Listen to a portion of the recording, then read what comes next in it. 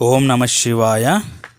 హనుమంతుడు ఆధారంగా చేసుకొని ఆదర్శంగా వ్యక్తిత్వ నిర్మాణాన్ని ఎలా చేసుకోవడమో, హనుమంతుణ్ణి ఆదర్శంగా ఎందుకు తీసుకోవాలి. ఒక శిష్యుడు స్వామి వివేకానందను ప్రశ్నిస్తాడు, మనము ఎటువంటి ఆదర్శాన్ని అనుసరించాలి స్వామీజీ అని ప్రశ్నిస్తాడు. అప్పుడు స్వామి వివేకానంద, మీరు ఇప్పుడు హనుమంతుణ్ణి ఆదర్శంగా చేసుకోవాలి. శ్రీరామచంద్రుని ఆజ్ఞను పాలించడం కోసము అతడు సముద్రాన్ని ఎలా దాటాడో చూడండి. తాను జీవిస్తానో మరణిస్తానో అన్న భయము అతడికి ఏమాత్రమూ లేదు. అతడు ఇంద్రియాలను పూర్తిగా తన అదుపులో ఉంచుకున్నాడు. గొప్ప సూక్ష్మబుద్ధి కలవాడు, అంటే పదునైన తెలివితేటలు కలవాడు. ప్రభువుని సేవించడం అనే గొప్ప ఆదర్శాన్ని ఆ మహా వ్యక్తి తన జీవితంలో ఆచరించి చూపాడు. ఆ ఆదర్శము ఆధారంగా ఇప్పుడు మీరు మీ జీవితాలను మలుచుకోవాలి.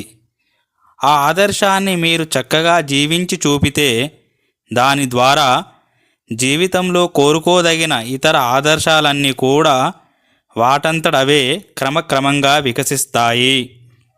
కఠోరమైన బ్రహ్మచర్యాన్ని పాటించాలి. గురువు పట్ల ఎదురుచెప్పని విధేయతను చూపాలి. విజయ రహస్యం వీటిలోనే ఉంది. హనుమంతుడు ఒకవైపు దాసులలో అత్యుత్తముడు అన్న ఆదర్శాన్ని చూపిస్తూనే మరొక ప్రక్క సింహానికి ఉండే ధైర్యాన్ని, సాహసాన్ని చూపి ప్రపంచం మొత్తాన్ని నోరు వెళ్ళపెట్టేలా చేశాడు. రాముడు మంచి కోసము తన జీవితాన్ని త్యాగం చేయడానికి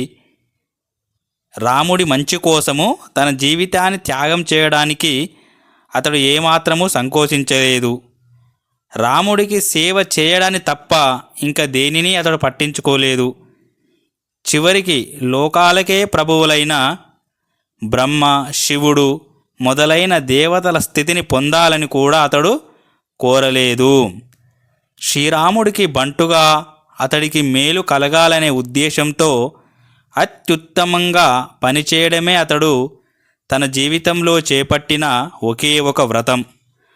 అటువంటి హృదయపూర్వకమైన భక్తిని ఈనాడు మనము ఆదర్శంగా చేసుకోవాలని ఆ శిష్యుడికి స్వామి వివేకానంద చెప్పారు.